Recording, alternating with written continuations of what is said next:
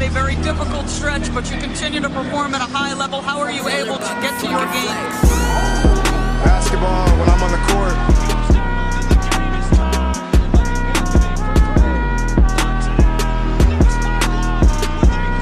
Rebecca, in the future, when you interview me, can you please take off your damn heels?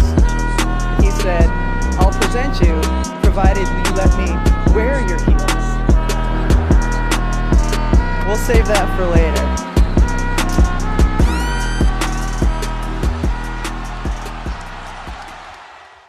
Olá, pessoal! Olá! Voltamos nesta quinta-feira, dia 25, novamente à tarde. O que aconteceu aí? Um probleminha, dormi demais, não conseguimos acordar. Acho que foi a dor de cabeça que o Boston Celtics me causou, né? E aí eu acabei aí perdendo a hora, perdi tudo, mas aqui estamos para falar da derrota do Boston Celtics e da vitória do OKC. A Agatha Máxima é a pessoa mais feliz desse Brasil com esse time do OKC. Mas a gente vai falar do OKC daqui a pouquinho. Vamos começar, vamos por ordem, né? Vamos falar primeiro de Miami Heat e Boston Celtics, segundo jogo desta série, segundo jogo no TD Garden, né? Agora a série vai para Miami. E aí a gente teve até gente, Agatha, tu acredita? Deve ser pessoas que não ouvem, né? O NBA das Minas e todo meu pavor em enfrentar o Miami Heat. Mas teve gente querendo vir me zoar e falar, parece que aconteceu alguma coisa estranha, curiosa. Eu falei, curiosa pra quem, minha gente? Pra mim não é. Mas tá, vamos, né? Deus e os ouvintes desse podcast são prova do meu temor de Miami Heat e de que eu jamais subestimei esse time. Mas vamos lá. Vamos aos números e daqui a pouco a gente fala aí o que aconteceu no TD Garden ontem. 111-101 para o Miami Heat. A maior liderança foi de 12 pontos para o Heat. Quando o Celtics esteve à frente, liderou no máximo por 6 pontos. 13 mudanças de liderança nessa partida. A maior run foi de 10 pontos e durante em 6 ocasiões tivemos aí o jogo empatado. Antes do começo do terceiro quarto para frente, que aí o Miami Heat assumiu a dianteira e não largou mais. 40 rebotes a 39 para o Miami, 25-21 em assistências para o Miami, steals empatados em 9-9, 8 blocos para o Celtics, 1 para o Miami, 12 turnovers para cada um, 49% de aproveitamento de field goal para Miami, 46% para o Celtics, e aí vem o massacre, minha gente. Justamente de uma das principais armas do Celtics nessa temporada, perímetro, 3 pontos, 53,5% de aproveitamento para o Miami Heat, que bateu o recorde da franquia nos playoffs em bolas de 3, já trago esse número, contra 37,5% do Celtics. Free throws, lances livres, 78% para o Miami Heat e 71% para o Celtics. Pontos em contra-ataque, 15-7 para o Celtics. Em segunda chance, não tivemos pontuação do Miami Heat e 8 pontos para o Celtics. No garrafão, 46-26 para o Celtics. Ou seja, a gente tem aí números interessantes que favoreceriam o Celtics, não fosse a noite absurda dos 3 pontos desse Miami Heat. Líderes individuais dessa partida. Jaylen Brown, cestinha com 33 pontos. Tyler Hero, 24. Bam Adebayo, 10 rebotes. Porzingis, 8 rebotes. 14 assistências para Tyler Hero. 4 para Porzingis e 2 blocos para o Porzingis e 1 para o Nikola Jovic. E aí, vamos aí aos números, estatísticas individuais nessa partida. Eu vou começar pelo Celtics, que eu tô sempre começando pelo time que perde os jogos, né? Além dos 33 pontos do Brown, ele teve 8 rebotes, foi de fato aí o jogador que estava carregando o time nas costas.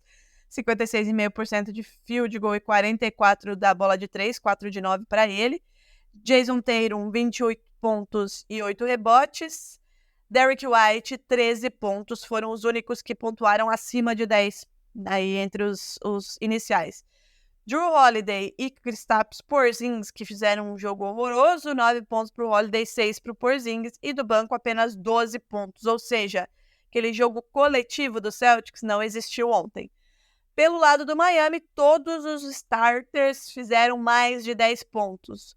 Jovic, 11 pontos e 9 rebotes, quase um duplo-duplo para ele, mas Bam Adebayo teve duplo-duplo, 21 pontos e 10 rebotes. Tyler Hero também com 24 pontos e 14 rebotes. E o Jaime Jaquez Jr., 14 pontos. O banco de reservas contribuiu aí com 20 pontos do Miami Heat, que, como eu falei, teve aí uma noite absurda da linha dos 3 pontos, terminou com um aproveitamento aí, como eu falei, de 53,5%. Foram 23 bolas do perímetro em 43 tentadas. Esse é o novo recorde, como eu falei, da franquia em playoffs. 23 bolas de 3, Agatha Máximo. Teve gente que me perguntou o que aconteceu. Camilo, beijão pro Camilo Pinheiro Machado, que está lá em Nova York, me mandou um áudio ontem à noite ainda, me perguntando o que diabos havia acontecido. Deixa eu ver se eu até acho aí para colocar o áudio dele aqui, para ele ter uma participação remota no nosso podcast. Muita gente, né, querendo entender o que aconteceu com esse Boston Celtics, que, né, achei o áudio. Deixa eu ver se toca. A Agatha me disse se vai funcionar. Boa noite. Você poderia me explicar o que aconteceu com o Boston Celtics Basketball, por favor? Deu pra ouvir? Esse foi o Teve áudio. um por favor no final ainda. Teve um por favor no final. Esse foi o áudio do Camilo. Um beijão. Adoro, amo o Camilo. Bom, eu acho que não é segredo pra ninguém. A gente já falou aqui inúmeras vezes, né, Agatha? O que é e que representa Erik Spoelstra, que é um absurdo de treinador, né? Para além do que é a franquia Miami Heat, cultura de ser vencedor, que vem desde Pat Riley, né? Desde cima até os jogadores que, por mais que não sejam jogadores que se destacam, mas chegam em playoffs, o time vira outra coisa. E muito por conta de Erik Spoelstra. A gente falou, inclusive, em algum momento aí antes dessas séries, que os técnicos poderiam ser a chave de várias coisas, e a gente sabe, por mais que Joey Mazzulla, adore Joey Mazzulla, acho que ele tenha sido subestimado, né, no prêmio de melhor treinador do ano, que ele evoluiu enormemente da primeira temporada dele como head coach, que foi a temporada passada para esse, ele ainda está aí a milhões de anos-luz atrás de Erik Spoelstra, que é um baita treinador, e é como a gente sempre fala, playoffs é outro campeonato e é feito de ajustes dentro das partidas e de uma partida para outra. E foi exatamente o que ele fez. Ele corrigiu a defesa do Miami Heat. Tudo começou na defesa. Bateu o recorde de bola de 3? Bateu. Tava numa noite inspiradíssima, que talvez não repita, né? Porque é difícil você repetir uma noite como essa, né? Noite após noite. Sim, mas tudo começa na defesa. E foi aí que começou a grande vitória do Miami Heat em cima do Celtics dentro do TD Garden. Anulou o perímetro do Celtics, conseguiu tirar o Celtics, tirar aquele aproveitamento, essa arma que aconteceu durante toda a temporada do Celtics, e a partir daí o time do Miami conseguiu jogar, conseguiu espaçar quadra, conseguiu se movimentar na quadra ofensiva para criar bons arremessos do perímetro, e como estava em uma noite inspirada, terminou com 23 pontos do perímetro, que foi determinante, que foi o que fez a diferença na pontuação para essa vitória. Para mim, a chave é Erik Spoelstra, e a partir dele, dos ajustes dele, as coisas aconteceram de maneira praticamente perfeita para o Miami Heat. Pelo lado do Celtics, eu acho que foi, não digo pego de surpresa ou desprevenido, porque todo mundo conhece, né, os ajustes do Spoelstra, mas eu acho que não esperava uma noite tão inspirada, tanto defensivamente quanto ofensivamente, e aí se viu encurralado sem conseguir utilizar uma das suas principais armas, e começou a partir para jogadas individuais, para isolations, para todo mundo querer resolver sozinho, e aí que o Celtic se perde, né, acaba não sendo o time que a gente viu durante a temporada regular, e foi o que aconteceu ontem, né, não durante todo o jogo. O Tatum, por mais que não tenha sido o nome da partida, foi o Brown pelo lado do Celtics, em vários momentos, muito inteligente, como a gente já falou aqui, amadureceu muito, né, entendeu o jogo que estava complicado, batia para dentro, levando o marcador e voltando a bola para o perímetro, mas aí o aproveitamento não estava bom. Enfim, a partir dos movimentos do Spoelstra e dos ajustes defensivos, o Miami conseguiu ter uma noite praticamente perfeita e venceu o Celtics no TD Garden. Isso deveria acontecer? De maneira alguma. para um time que quer ser campeão e pode ser campeão, como a gente vem falando aqui, é o melhor time da NBA nessa temporada, aquela coisa toda, né? O elenco é muito bom, teve atuações magistrais, melhor ataque aí da história, aquela coisa toda, mas para um time que quer ser campeão, não pode se permitir perder dentro de casa para um Miami Heat sem Jimmy Butler. Mas, Drica, você tá dizendo que o Miami Heat não é nada sem Jimmy Butler? Não, não estou dizendo isso de maneira alguma. Como eu vou repetir, sempre falei que não queria pegar o Heat. Mas o Jimmy Butler é o cara, né? É o cara o que desequilibra dentro de quadra para o Miami Heat. Então o Celtics, querendo ser campeão, não poderia, aliás, perder para o Miami Heat dentro de casa. Perdeu? Vai ter que ajustar muita coisa para esses 2 jogos em Miami para não ser pego de surpresa. Mas, assim, falando honestamente e analisando, não acho que o Miami Heat vá repetir um aproveitamento absurdo desse de 53,5% com 23 bolas de 3 pontos novamente no sábado. Mas fica o alerta. Acho que o Celtics precisa se desesperar, como muita gente está se desesperando, que é uma emoção, né, do dia para noite. Teve gente que falou, inclusive, que se Jrue Holiday e Porzingis repetirem a atuação de ontem, é papo para ser trocado. Tamanha emoção das pessoas, né, um negócio impressionante. Acho que é motivo para desespero? Não, mas é motivo para alerta, sim. Como eu falei, melhor time da NBA não pode perder dentro de casa com um aproveitamento baixíssimo numa que é de suas principais armas e se ver tão encurralado por um ajuste defensivo do Eric Spoelstra. Hablou, né? Tinha algo a dizer, né, Drica? Muitas coisas, mas eu não quero nem focar muito em números de jogo, enfim, em questões específicas, porque ontem me irritou também. Você sempre fala de uma parte da torcida celta. Eu vi inclusive o Jota falando sobre isso, e assim, tem uma galera que parece que sente prazer em ir correndo pro Twitter e falar: ai, vocês não falaram que o Celtics era tudo isso? Ai, vocês não... Só sabem criticar o Celtics e blá blá blá. Mas é playoffs, né? Não sei se as pessoas percebem a dimensão da diferença de jogo que existe entre uma temporada regular e um playoffs. Um time que entra para jogar uma série de 7 jogos entra completamente diferente do que um time que vai jogar 82 na temporada. É o ajuste com os mesmos jogadores, procurando novas ideias para passar de defesas já conhecidas, e é de fato uma guerra, né? Um jogo de xadrez ali. E, sei lá, se a gente for fazer uma metáfora com xadrez, o Spoelstra é o Kasparov. Não tem o que dizer, não tem por que ficar surpreso com o que aconteceu. Eu assisti o jogo e acredito que você também, no sentido de que, ok, Miami Heat venceu uma partida. Tinha gente falando, esse é o maior vexame da história do Celtics, esse é um dos maiores vexames, se alguém quer ser campeão e blá blá blá, esse Miami Heat sem Jimmy Butler, Miami Heat pode estar sem ninguém, desde que esteja com Eric Spoelstra no comando. Pode pegar galera na rua, né? Pega, sei lá, cara... Exato, se pegasse a NBA das minas aqui. Ele me transformaria num Jason Tatum, você não tá entendendo. Exatamente, não é sobre só, especialmente, né? Não é só sobre ele fazer os jogadores dele melhorarem, mas é sobre como parar o outro time, né? O Eric Spoelstra veio com todas as respostas para parar o Celtics, e aí permitir, obviamente, um espaço ofensivo maior dos seus jogadores dentro disso. Mas é o Eric Spoelstra, eu não entendo a dinâmica das pessoas que de fato ficam surpresas. O Celtics, em tese, é o melhor time? Sim. Mas até peguei estatísticas aqui, Drica. Entre as últimas séries, os últimos 20 jogos de playoff entre Heat e Celtics, né? Nesse período, foram 20 jogos, o Celtics tem 10 vitórias, o Heat tem 10 vitórias. E o placar médio dessas partidas é Celtics 107 e Heat 106.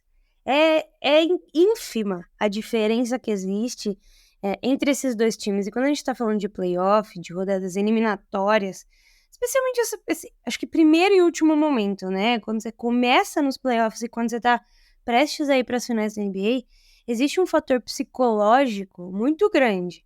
É aí que a gente sempre bate, inclusive, no Celtics em alguns momentos.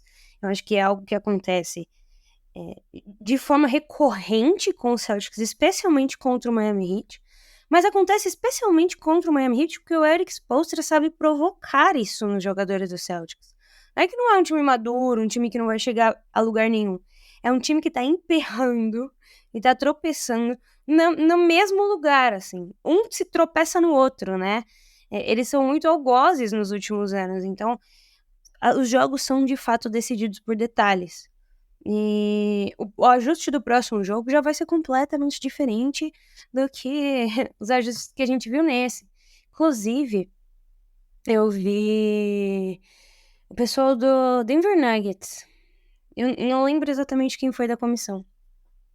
Mas eles estavam falando, tiraram um pouco o Lakers pra nada, num sentido engraçado da coisa, mas, enfim, eles estavam falando que eles têm um plano de jogo, eles têm muitas coisas pra fazer contra o Lakers e no ataque e na defesa, e eles ainda não precisaram usar nada. Eles ainda não precisaram tirar nenhuma carta da manga, eles jogaram o jogo deles até agora.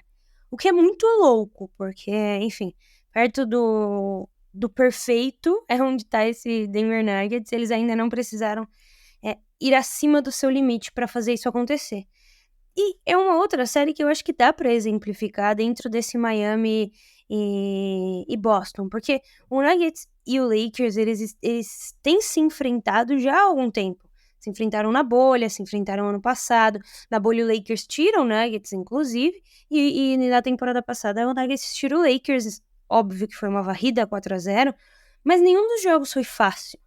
Todos os jogos, novamente, se tivesse um ajuste ou dois, podiam ter tido um resultado diferente. Então, eu gostaria de pedir calma, torcedor do Celtics, mas não tanta calma, porque do outro lado tá, de fato, um dos treinadores mais brilhantes do universo.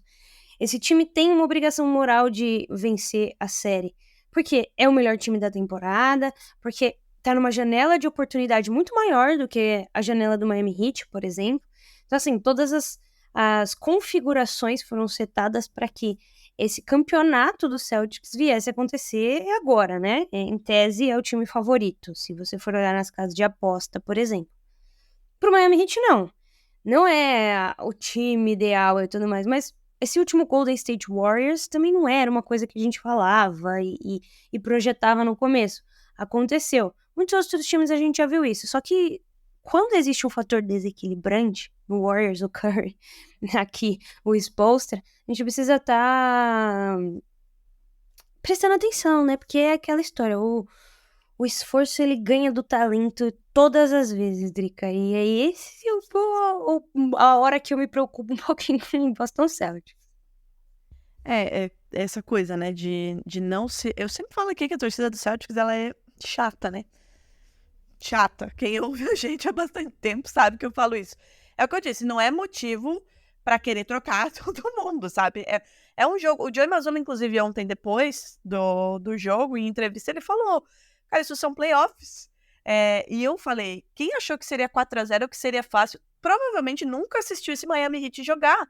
Porque é inconcebível alguém achar que é uma vergonha gigantesca perder para um Miami Heat que tem Erik Spoelstra e que acertou 53,5% da linha do perímetro.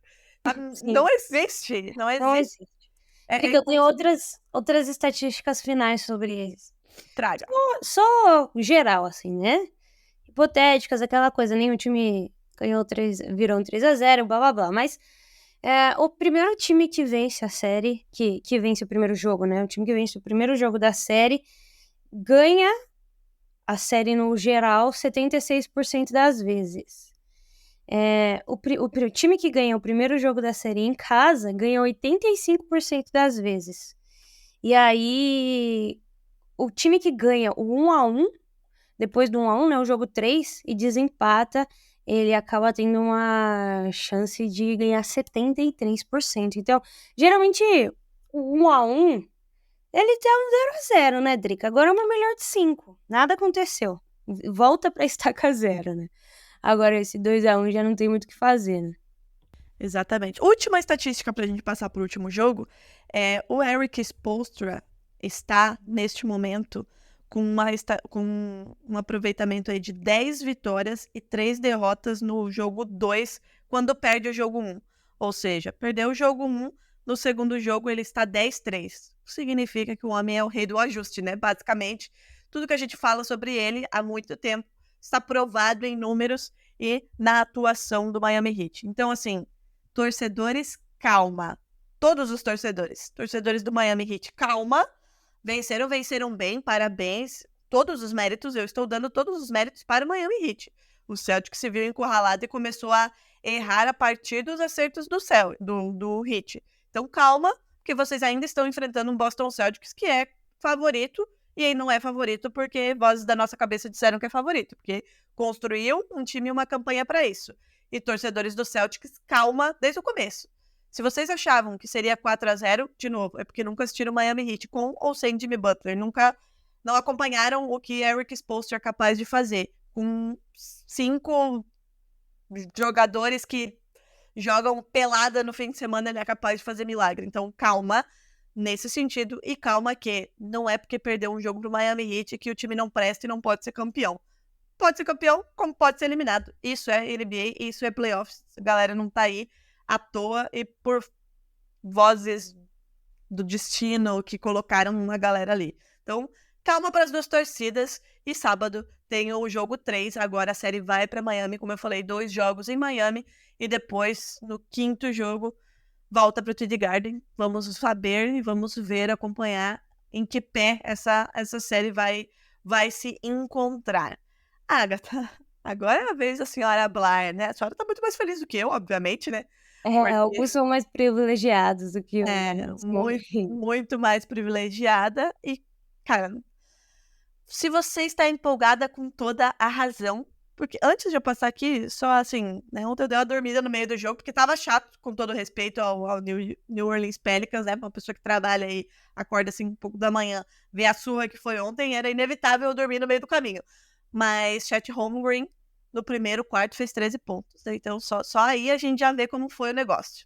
Mas vamos aos números, né, Gata Máximo?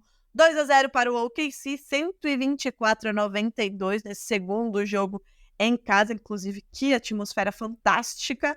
O Pelicans liderou ali nas primeiras bolas. A partir dali, o gráfico é todo do OKC, que chegou a abrir 34 pontos de vantagem, que no caso é quase a vantagem que terminou, né? Terminou com 32. O Pelicans chegou a abrir 5, que foi a única vantagem ali. Não tivemos em nenhum momento jogo empatado, a maior run foi de 8 pontos, e a liderança mudou apenas 3 vezes, como eu falei lá no começo do primeiro quarto, depois só deu OKC. Vamos aos números, 37-35 nos rebotes para o OKC, 25-16 nas assistências, 5-4 nos steals, blocos empatados 2-2, turnovers 17 para o Pelicans, 8 para o OKC, field goal 59% a 45,2%, 3 pontos também, a surra 48,3% a 27%, no lance livre mesma coisa, 90%. Pontos de contra-ataque 14-6, pontos de segunda chance 9-8 e pontos do garrafão 48-46, todos vencidos aí pelo OKC. Líderes da noite, SGA 33 pontos, Valanciunas 19, Valanciunas 7 rebotes, Chet Holmgren também, 7 assistências para o Jalen Williams, 4 para o CJ McCollum e 2 blocos para o Chet Holmgren, 1 bloco para Brandon Ingram. Vamos agora aos números individuais dessa galera aí no decorrer da partida. Vamos, meu filho. O aplicativo aqui tá meio devagar, mas vamos lá. Ai, senhor amado, foi uma surra também, hein? Vamos começar pelo time que perde, né? Como de praxe, que eu sou do contra.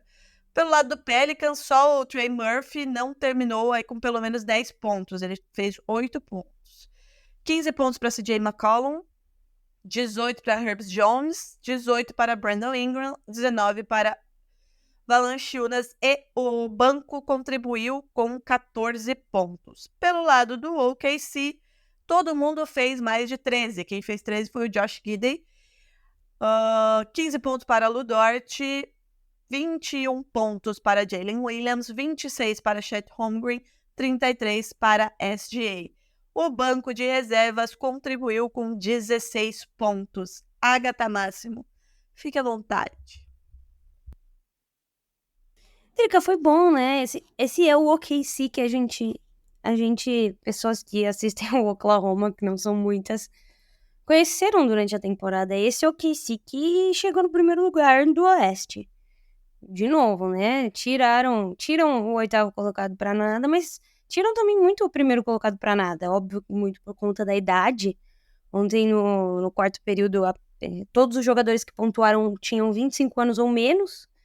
Não, na verdade, eu acho que foi no jogo.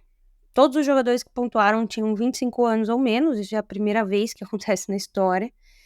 E não é à toa que jovens, né, com essa qualidade tenham chegado em primeiro lugar. É óbvio que pressão novamente interfere em playoffs, e eu acho que o jogo de ontem é a prova cabal de que o time estava sentindo a pressão na primeira partida, porque ontem eles chegaram tranquilos e prontos para jogar aquilo que eles sabem jogar.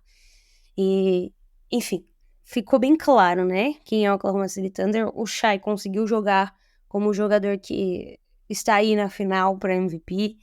O Jalen Williams mostrou porque também apareceu na lista de MIP.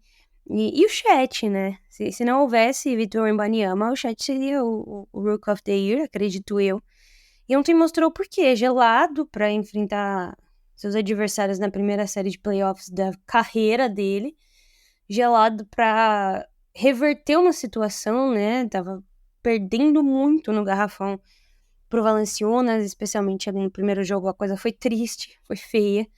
E o Mark conseguiu fazer um ajuste perfeito e limitar o Valanciunas a 7 rebotes nessa partida. Se eu não me engano, ele teve 20 na última. Preciso verificar, mas eu acredito que foi 20. E contribuindo muito bem, né? O Chet é um espaçador de quadra, além de tudo. Arremessa muito bem na bola de 3. E tem uma verticalidade que também não é muito normal, né? Ele consegue dar uns tocos aí absurdos. Tá ficando forte, né? Ele é mais forte do que parece, porque ele tomou muitos encontrões ontem e se manteve de pé, o que é incrível também. Mas esse Oklahoma dá medo, Drica. Qualquer pessoa que não seja um torcedor do Oklahoma e o time do Oklahoma deveria ter um pouco de medo, sim. O Shai tá com 30,5 pontos nesses 2 jogos. Ele tá com um true share de 79,5 e de fato não tá sobrando muito espaço para críticas. O Chet tá com 20 pontos por jogo nesse playoff, 9 rebotes, 3 blocos e meio por jogo e arremessando 56% em 2 e 42% na bola de 3. E ontem a gente assistiu esse trio, né? Não falei do Jalen Williams, mas somado aos dois, eles fizeram ontem 80 pontos em 65% de field goal e 50% dos 3 pontos. Aí, somado a isso, você tem ainda um Lu Dort que faz... O Lu Dort e o Cason Wallace, que, enfim, são os melhores defensores, provavelmente, desses playoffs no perímetro até então. E você formou um Megazord, né, Drica? 3 jogadores absurdamente bons no ataque que conseguem contribuir defensivamente. Lembrando que o Shai é o líder dessa temporada de roubos de bola.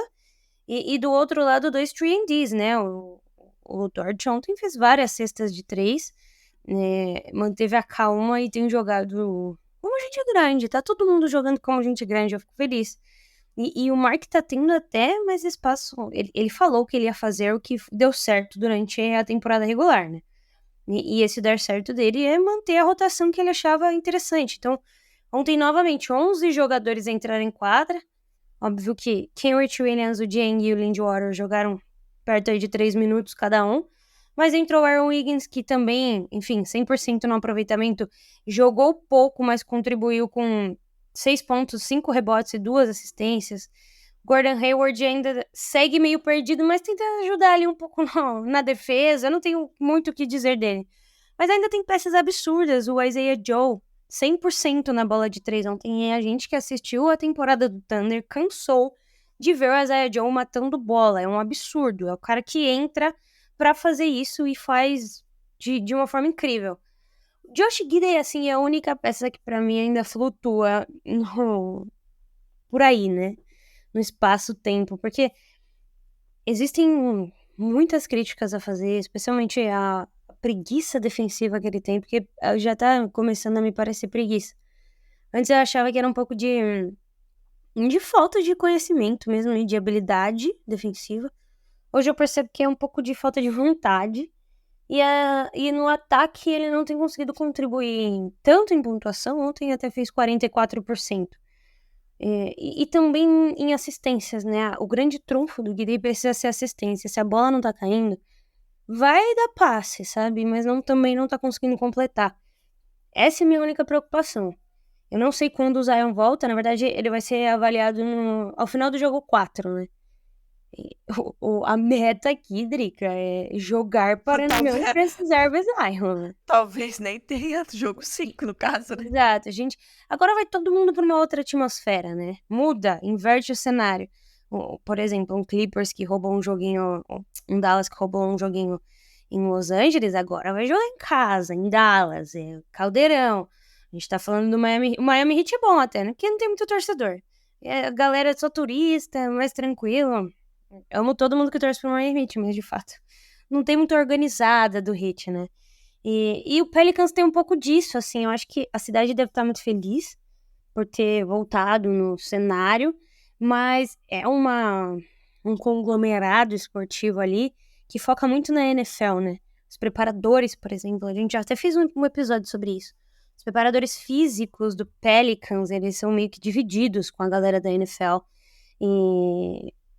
E o Pelicans ficou muito esquecido em New Orleans por muitos anos. Então, assim, espero também que a galera vá, aproveite, mas a energia muda, não tem como mentir. É um time muito importante pra liga como um todo, o Oklahoma, porque tem essa aura, né? A cidade pequena que se comporta como grande em playoff. E então precisa chegar no visitante com essa mesma energia. Eu não espero menos dos meninos, assim. Mas quero ver os ajustes, né? Porque a gente só venceu, a gente ainda não conseguiu sentir o gosto de precisar tomar uma atitude, que é o que o Celtics vai ter que fazer no jogo 3. A gente ainda não teve esse estralo. Como os jogadores vão se comportar em uma situação em que eles precisam jogar fora da zona de conforto deles para ajustar problemas, né? Veremos. Tomara que isso não aconteça ainda, mas também se acontecer já é um aprendizado para a próxima fase. Fato é que o Oklahoma tá vivíssimo, Drica. Vivíssimo, 2-0. Você falou, né, sobre galera precisa ter medo desse OKC. Em algum dos episódios, que a minha memória já não é tão boa, a gente falou sobre isso e eu havia dito, e reitero, né, que acho, não é porque perdeu para o Miami Heat que eu acho que o Celtics não vai chegar na final da NBA, continuo achando isso. E espero que isso se concretize, né, que toda aquela campanha se concretize com uma final de NBA. E eu lembro que eu falei que eu achava que quem poderia vencer o Celtics numa final era, obviamente, o Denver Nuggets e talvez o OKC. Então, assim, essa minha crença no OKC não é de hoje, não é porque abriu 2-0 contra o Pelicans, não. Ano passado a gente já falava sobre isso, como esse time estava bom, como quase, né, já tinha aprontado coisas, mas que esse ano ia aprontar mais com o Chet Holmgren recuperado. E tá aí, a gente tá vendo, é um time jovem de idade, mas que mostra uma maturidade em quadra que dá essa tranquilidade aí para os torcedores, né, terem essa confiança nesse time que vem respondendo em quadra, inclusive com o seu técnico concorrendo aí como melhor técnico da temporada, né, Agatha? E é isso, então, 2-0. Agora a série vai para New Orleans, né? Como a Agatha disse, é uma outra atmosfera.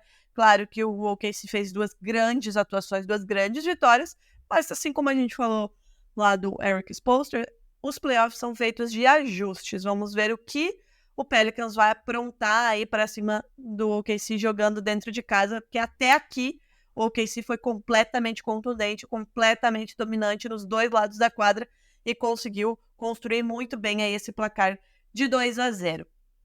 Encerramos por aqui, mas não sem antes... Calma, olha aí, ó. Mas não sem antes... Encerramos as análises. Mas a Agatha Máximo tem números desses 2 primeiros rounds aí, de quem jogou em casa jogou, agora vai todo mundo pro outro lado. E a Agatha trouxe números desses 2 primeiros jogos aí dos mandantes. Diga, Agatha Máximo. E a pensei que tinha esquecido de Calma, que ainda tem a agenda do dia, calma. Tá bom, desculpa. A gente ainda tá pegando jeito, né? Daqui 3 semanas a gente já vai estar falando juntas, mas só uma coisa antes. Pro jogo 3, o Knicks ele adicionou no Media Guide, Drica, você que é jornalista, eu quero a sua jornalista esportiva, tá dentro das quadras aí quase que todo dia. Ele adicionou no Media Guide informações sobre os juízes, uma ficha de estatística mesmo. Adoro. De quantas faltas, em média, eles apitam, de quantas técnicas, como que eles são faltas dentro da área restrita, faltas de arremesso, faltas ofensivas, tem de tudo. E aí, até a fotinho ali, ó, Zach Zarba, James Williams, Kevin Cutler, e uma análise de todos, para que eles entendam para que caminho seguir quando cada juiz estiver mais perto. O que você acha disso? É uma tendência a adicionar? Porque assim, a gente sabe que existe, lógico, um estudo acerca de qual árbitro vai apitar e o que esse árbitro permite ou não. Mas colocar no Media Guide é grande, né? É grande, eu acho que vem ao encontro de polêmicas que tivemos no último jogo, né, Agatha? Porque o Sixers reclamou demais daquela última posse ali, reclamou de falta no Tyrese Maxey, reclamou de possível tempo, né, que havia sido mencionado, mas daí voltou atrás, aí pediu, aí voltou atrás. Então eu acho que primeiro, claro, informar aí, né, quem cobra os jogos e tal, sobre o histórico dos árbitros, mas eu acho que é também meio que um aviso, sabe?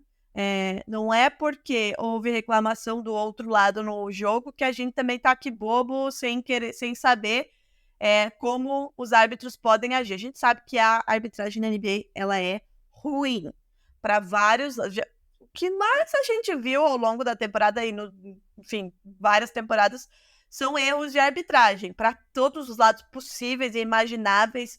A gente fala aqui sobre a quantidade de faltas que o próprio Sixers recebe, né, que são marcadas. Então eu acho que foi meio que de maneira sutil dar o recado de eles estão reclamando lá, mas tá aqui os dados, aí vocês avaliem aí de acordo com o que aconteceu no jogo, sabe? Eu acho que é uma maneira sutil de dar uma resposta em detrimento a todas as entrevistas e tudo que foi dito pós-jogo 2, em que o Knicks abriu esse 2-0, até porque o Embiid, né, também falou, eu ia falar, foi muito duro, muito incisivo, mas deu uma entrevista de cabeça baixa.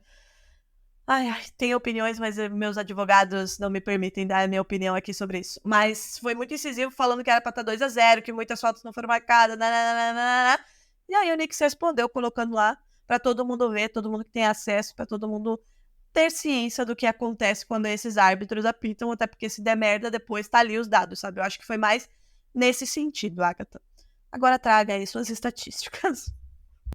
Peguei algumas coisas pra gente discutir aqui, Drica, aí eu vou jogando perguntas pra vocês pra gente pensar. Não vou falar de todo mundo, porque é muita coisa, mas jogadores que aumentaram a sua porcentagem de toques na bola, né? Em primeiro lugar está o Nikola Jokic, está com 27% a mais de toque em bola. Em segundo, o Luka Doncic, 27 também. Tyrese Maxey com 26 e Jalen Brunson em quarto com 24. Altas essas estatísticas, né? A gente tá falando de 27%. Alto. É muita coisa, gente. 27% é muita coisa.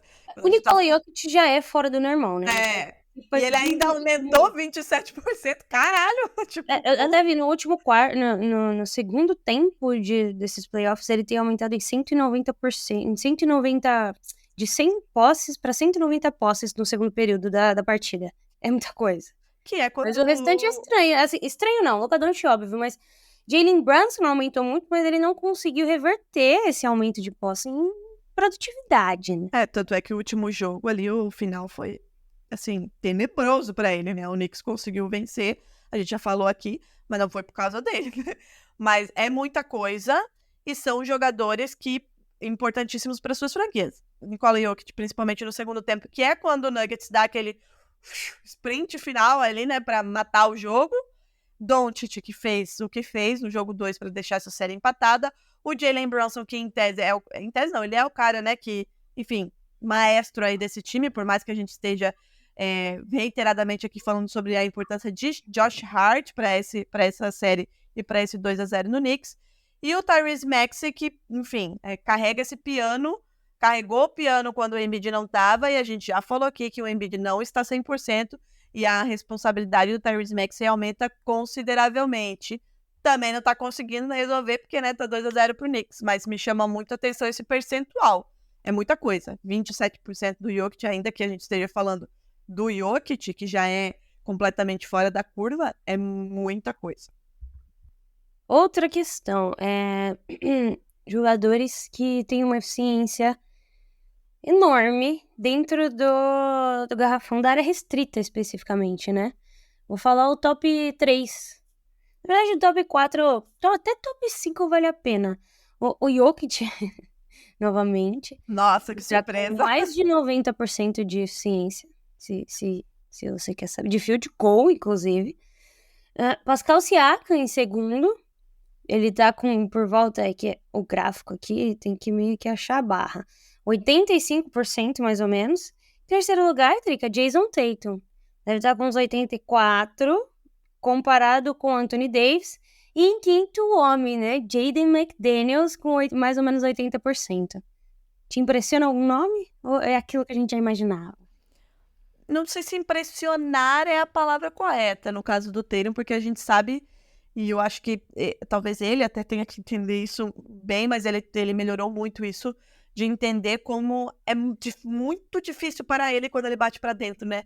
Eu acho que isso é visível para todo mundo, inclusive para aquela parte chata da torcida celta. É muito difícil para ele, né? Ele tem um jogo de pés, ele tem um movimento de corpo dentro do garrafão muito, muito foda, impressionante, e é muito difícil, né, para ele.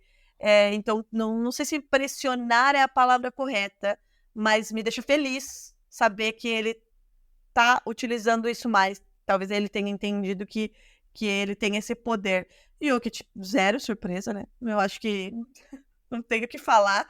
Não me impressiona, assim, respondendo diretamente a tua pergunta, porque são jogadores que a gente, acompanhando a temporada inteira, sabe o que eles fazem dentro do garrafão. E para finalizar, também peguei uns gráficos aqui, falar de todos os times, mas não vou falar só do jogador que mais aumentou seus toques na bola e o jogador que menos toca na bola em comparação, né? Por exemplo, o Boston Celtics. O Tatum tá com, em média, 17 toques a mais na bola, enquanto o Jaylen Brown tá com, em média, menos 9 toques. Jaylen Brown tocando menos na bola, mas ainda assim tem pontuado bem. Quem menos toca na bola no Cavaliers hoje nos playoffs é o Caris LeVert, são quase 22 toques a menos por jogo. No Dallas, não é o Luka Doncic que mais aumentou seu toque em bola, foi o Kyrie Irving, que aumentou em quase 5.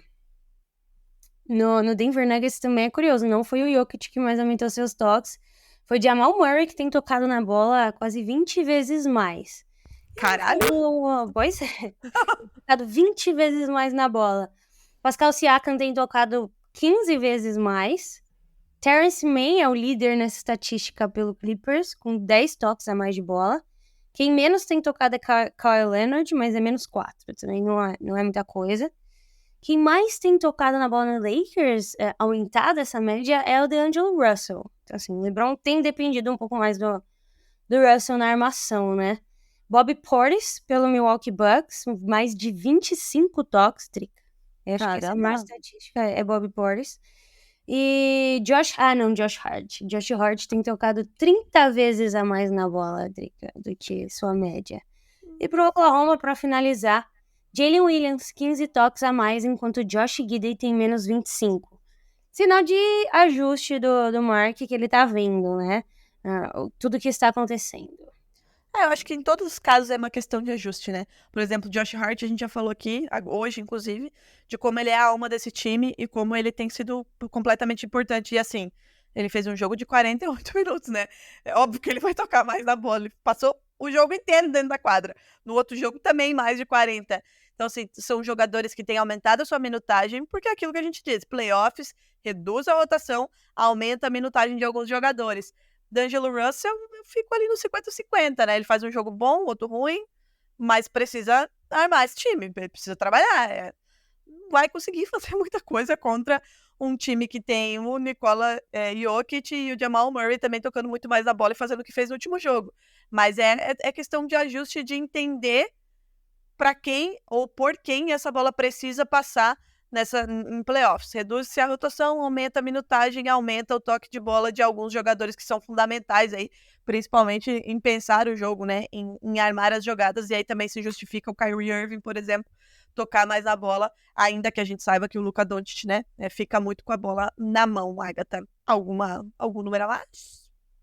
É isso apenas. Apenas. Lembrar a todos os ouvintes que o episódio não saiu mais cedo, que a Drica esqueceu de colocar despertador. Eu só acordei Para o para trabalho, inclusive. Inclusive, eu só não me atrasei mais pro trabalho graças a Messi, que é a minha gata, que talvez ela deve ter olhado pra mim e pensado, caralho, essa guria acorda às 5h30.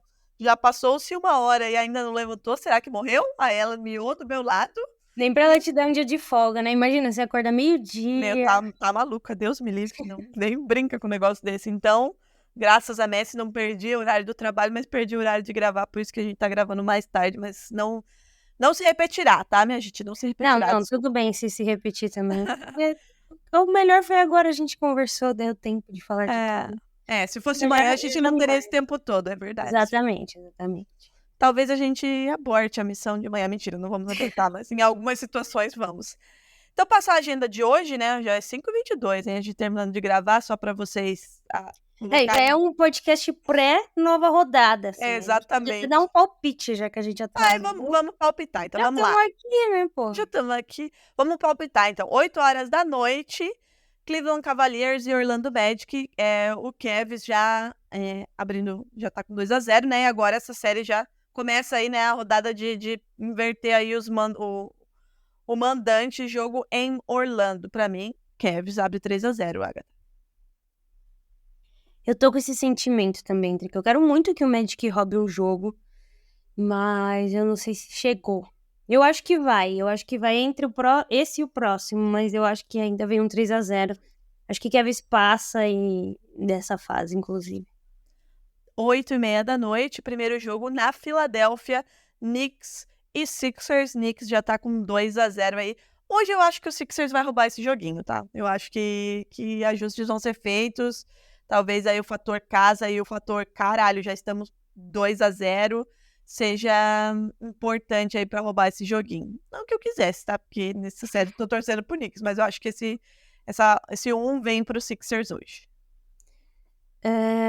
Bom, esse último jogo foi polêmico, né? Então acho que vem uma arbitragem querendo... Sutilmente tentando deixar as coisas mais parelhas, de um modo geral. E, em vez de sinto aqui uma grande dificuldade para o Knicks. A ver, né? Tem o Embiid. O Embiid tá na base de mesolito. Muitas coisas horríveis, opiáceo, sei lá, porque ele não consegue nem piscar, coitado. Eu fico triste, às vezes me deixa triste assistir o Embiid, porque não era pra ele estar assim.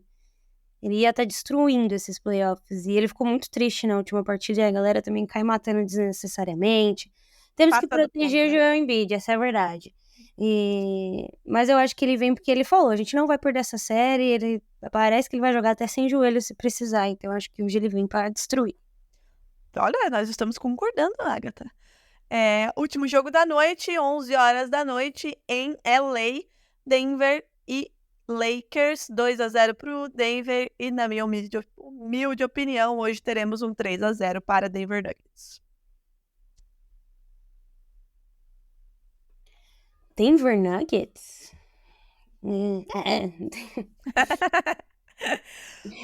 Vamos gabaritar, cara! Não, Denver Nuggets, não tem como. Depois que eles falaram... Que ainda nem usaram... playbook, não abriram o livro ainda, meu. Não vai ter jeito. Se precisar do livro aberto, ele se abrirá e... Mano, se não ganharam no último... não. De fato, eu acho que... Assim, de novo, né? A gente projeta, a gente palpita, a gente fala mais ou menos assim... Mas pode estar num dia inspirado, como foi o Miami Heat ontem, e surpreender algumas pessoas e outras não. Mas assim, sabendo o que joga Denver Nuggets, sabendo que eles não utilizaram o que eles podem utilizar. E principalmente, tendo visto o último jogo, Lakers vencendo por 20 pontos no intervalo e o Nuggets vencendo, eu acho que vai ser varrida. Mas enfim, vamos um jogo por jogo. Então hoje, 3-0 na nossa opinião aqui pro Denver, e eu acho que é a primeira vez que a gente concorda em tudo. Gabaritamos aqui. Organizadas. Gabaritamos. Essa é a agenda de hoje. E é isso então, né, Agatha? A gente sempre promete fazer um episódio curto de 20, 30 minutos. Não sei nem quantos minutos tá esse aqui, mas certamente já passou de meia hora, 40 minutos e... 50. É isso. Aí, ó. É isso, gente. Quando tiver um jogo por dia, talvez a gente consiga... Aí melhora. Agora, com tudo isso, se falar dos nossos... se a gente for pra final, fudeu, então. Ontem eu fui fazer uma Acho que live... ninguém tá reclamando. Falando em gente reclamando, toda vez que eu termino o episódio e vou postar, Drica, eu entro lá no aplicativo e vejo que a galera vota nas enquetes que a gente pergunta. A gente nunca fala então o que vai. as pessoas votaram, né? Isso Diga. é muito triste, particularmente falando. A gente fez uma enquete 2 dias atrás, perguntando se o Lakers e o 76ers conseguem virar a série. 75% das pessoas falou não. 19% falaram 76ers sim. E 6% falaram Lakers sim. Sempre tem uma Laker Nation. Um beijo pra vocês que seguem vivos e tentando. Qual será a enquete do dia de hoje, Drica? Deixa eu pensar. Vamos ver. Vamos lá. Vai ser sobre os jogos de ontem ou os de hoje? De hoje. Você que sabe. Os de ontem ou os de hoje? Eu acho que a gente pode falar sobre o jogo do Knicks e do Sixers, se a arbitragem vai impactar no resultado. Já que teve polêmica lá, teve franquia colocando dados de arbitragem aí no Media Guide, então vamos na arbitragem. A arbitragem vai impactar o resultado de Knicks e Sixers, sim ou não? Então bora. Você que tá nos ouvindo agora, já aproveita, abre aqui a caixinha, responda e voltamos amanhã, né, Drica? Em algum horário, tá? Bora, né? Não sabemos exatamente em que O horário. importante é que a gente esteve aqui todos os dias. Exatamente, amanhã E estaremos as pessoas estão com a gente, viu? Independente do horário que a gente posta, Elas eventualmente eles nos ouvem, o que é muito bom. agradecemos, inclusive, você que nos ouve e você que nos ouve até o final, né? Então é isso. Um beijo e até amanhã. Deixa eu ver, só uma coisa, fazer um teste.